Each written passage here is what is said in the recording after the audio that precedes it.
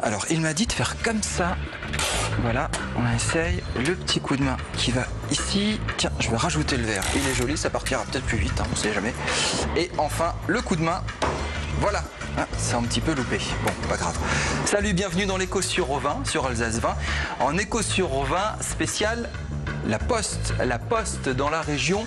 Le courrier, comment est distribué le courrier en Alsace? Chaque matin, vous allez chercher votre enveloppe dans la boîte aux lettres. Sachez qu'il y a des milliers de personnes qui travaillent, qui œuvrent derrière pour que vous puissiez avoir votre courrier à temps. Entretien avec Arnaud Saint-Guilhem, le directeur du courrier en Alsace. Reportage à Holzheim et Colmar. Rencontre avec un facteur. Moi, je sais, voilà, je suis sûr que ce genre de choses, c'est pas prêt de partir, mais je m'entraîne. Hein. Allez. Amusez-vous bien avec l'écho sur 20. Comme ça.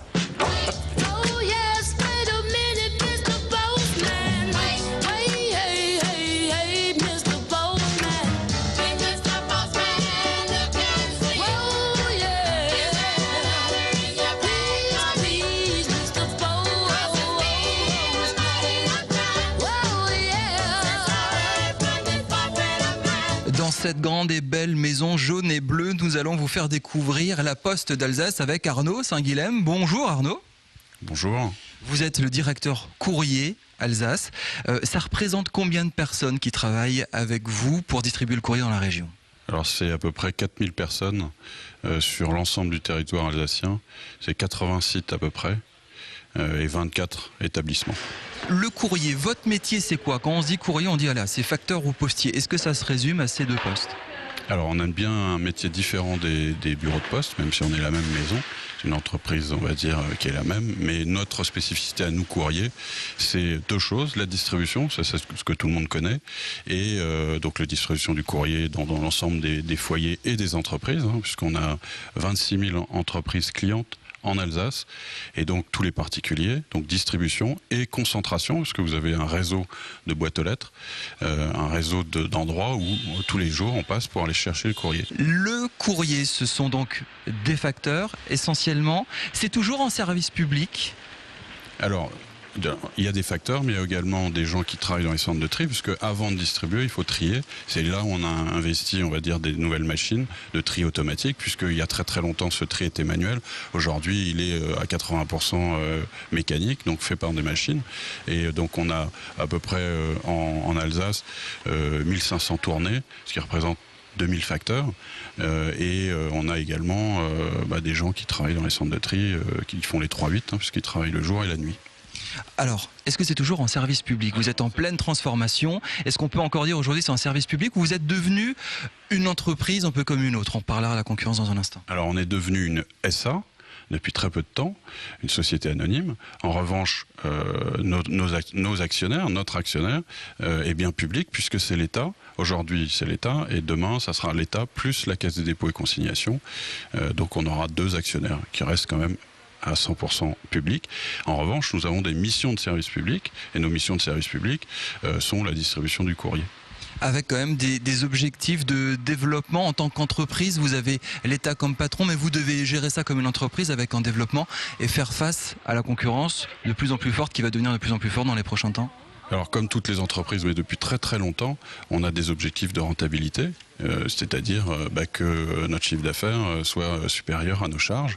Et comme on est sur le courrier, sur une activité qui pèse de l'ordre de 5% par an, c'est pour ça qu'on se réorganise, c'est pour ça qu'on investit dans des machines plus modernes pour remplacer les départs naturels en retraite par on va dire une moins importante de personnel et de machines. Donc on investit et on licencie pas du tout collectivement. Ça c'est absolument chez nous, on n'a pas cet objectif.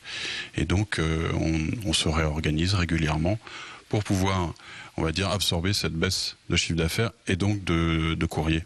Alors le chiffre d'affaires justement dans la région, il est de combien? On a un chiffre d'affaires local qui est l'ordre de 200 millions d'euros. Vous parliez d'automatisme, de plateforme de tri. On va voir ça, justement, le tri, la distribution du courrier dans la région. C'est un grand reportage, une grande vision signée Isabelle Vitry. Vous verrez, nous partons du Bas-Rhin vers le Haut-Rhin. Ça se passe entre Colmar et Holzheim.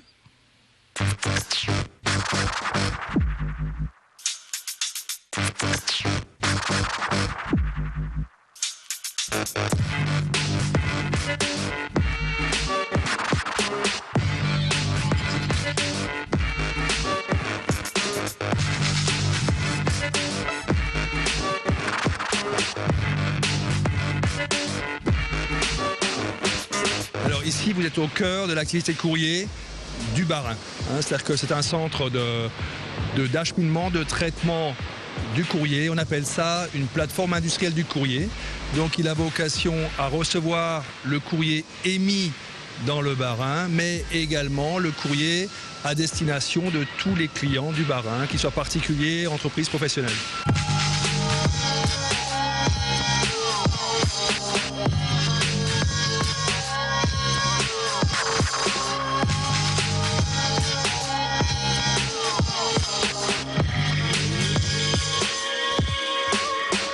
L'établissement emploie 300 personnes, qui sont des agents qui travaillent à temps plein.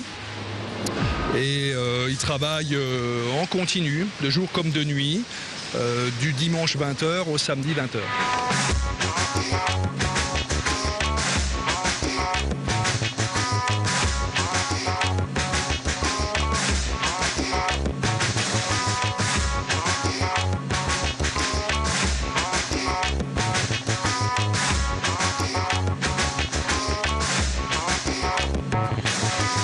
Le courrier arrive ici à partir de 15h30. Nous assurons à partir de l'établissement notre propre collecte sur une zone de proximité. C'est du relevage de boîtes aux lettres, c'est des collectes clients ou c'est la collecte des bureaux de l'enseigne sur la zone de proximité. Et ensuite, à partir de 18h, c'est la concentration qui se fait donc sur le site à partir de tous les points de collecte du Bas-Rhin qui est concentré dans un premier temps sur toutes les plateformes de distribution et de concentration du courrier du Bas-Rhin. En moyenne, on peut dire que l'on traite 2 millions d'objets par jour.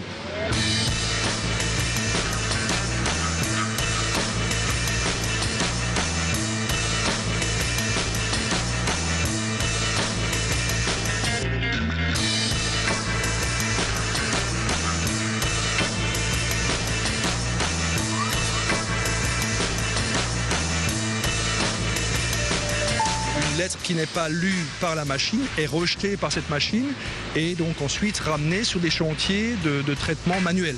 Il y a encore des activités de tri manuel, notamment pour ce type de pli.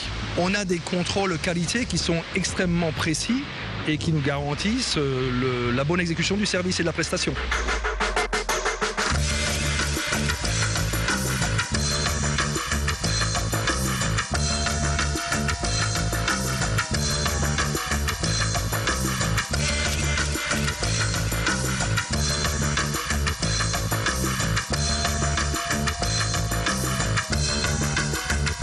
Ici dans la plateforme de préparation et de distribution du courrier de Colmar qui a 2 missions principales. La première, c'est de distribuer tout le courrier qui nous arrive de la plateforme industrielle du courrier de Mulhouse. La deuxième, c'est de ramasser, de concentrer le courrier au départ sur notre zone d'instance.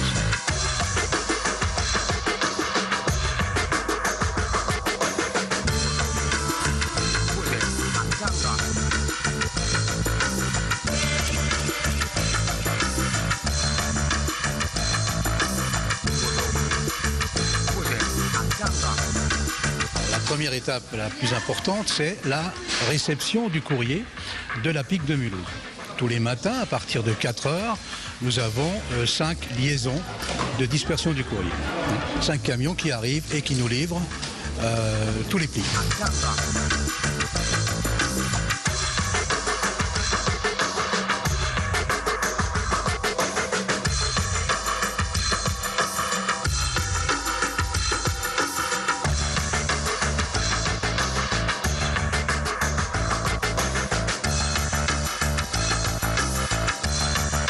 Les colis nous sont livrés par la plateforme colis d'Erstein tous les matins.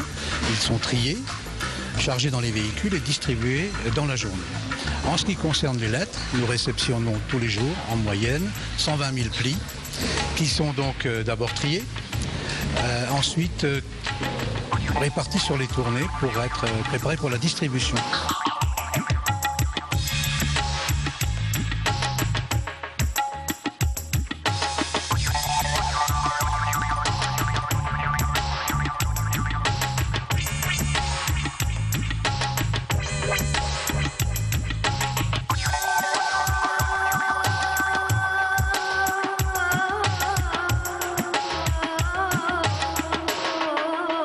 Le tri dure 1 heure, un tri général pour l'ensemble des sites.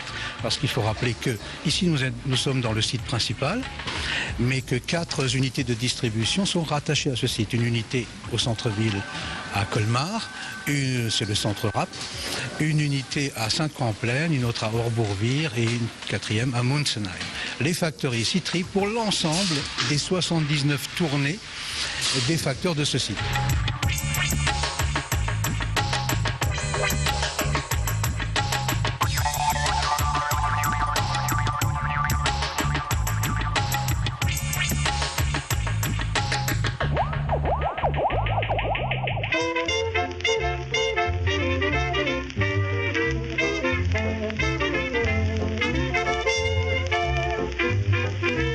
La prise de service se fait à 6 h le matin. Après, on fait du tri général pendant 1h15. Et après, on prépare sa tournée. On prend le TCD et on place sa tournée. I just got a letter, the sweetest little letter from my honey today. I opened up the letter, my letter. It made me feel much better, 'cause here's what it had to say. Dans une tournée à vélo, on ne peut pas tout charger. Donc le matin, on prépare des dépôts relais, en général de 3, pour faciliter la charge pendant les tournées. On distribue en général dans les 1500 lettres par jour. A letter, the sweetest little letter from my honey today.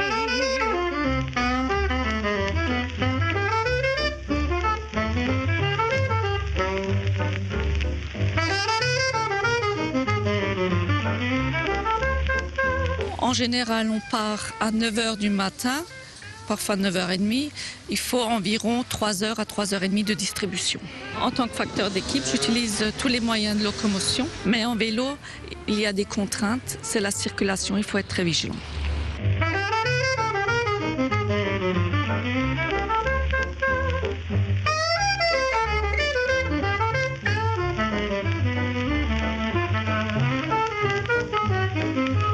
J'aime prendre le vélo pour faire ma tournée, pour avoir plus facilement le contact avec les clients.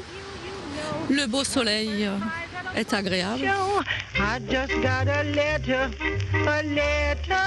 the queerest kind of letter from my man today. It said, I miss you night and day. I wish you wouldn't stay away. I love you so much, darling Belle. That's funny, 'cause my name's Ethel. I just got a letter, and I'm checking up on this letter that I got today.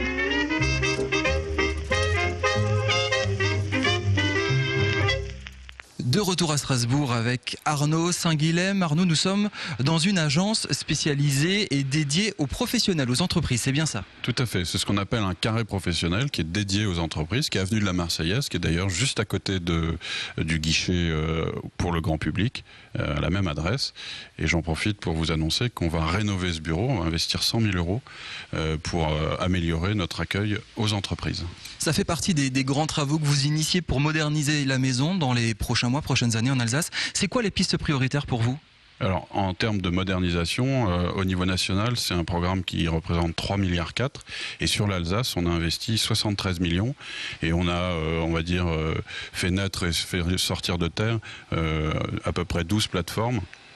La dernière étant Saint-Louis, puisque au mois de juin, on va avoir la toute nouvelle plateforme sur Saint-Louis et Zingues.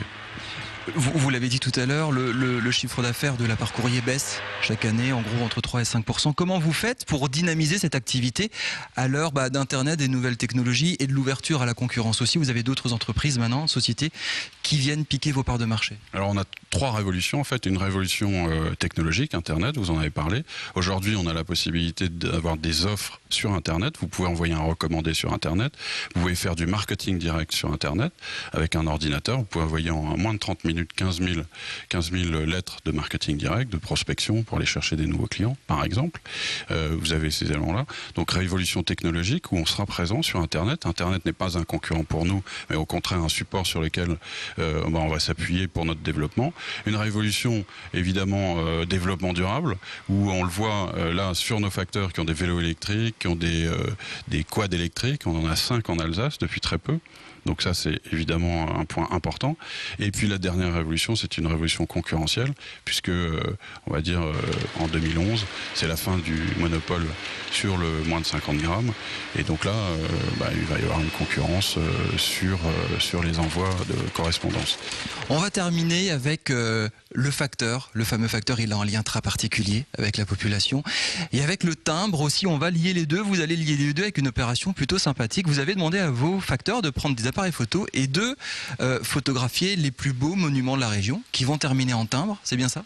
Tout à fait. Alors ça appuie sur la révolution technologique, puisqu'aujourd'hui n'importe quel particulier peut aller sur montimbreamoi.com et faire son timbre avec son animal domestique, sa maison, enfin tout ça évidemment fort sympathique.